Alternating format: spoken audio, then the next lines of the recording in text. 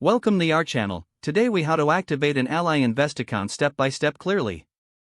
To activate your Ally Invest account, start by visiting the Ally Invest website.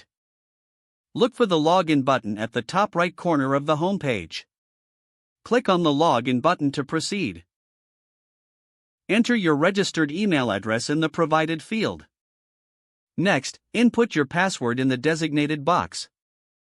After entering your login credentials, click the Login button.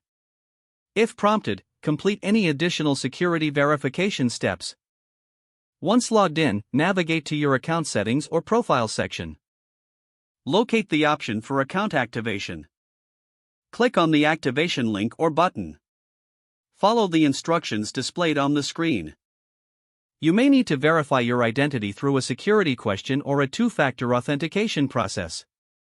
Once verified, you will typically receive a confirmation message. Take a moment to review your account information.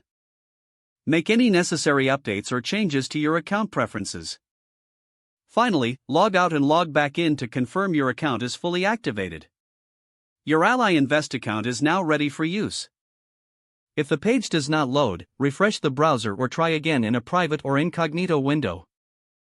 Make sure you are using the correct email address, then retype it carefully to avoid small typos. If your password is not accepted, use the reset option and create a new strong password you can remember.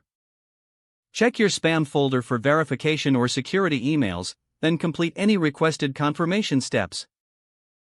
Enable two-factor authentication if available to improve account security and reduce unauthorized access risk. After signing in, review your profile details so your contact information and settings are accurate and current. If you see an error message, note it down and try again after restarting your device and internet connection.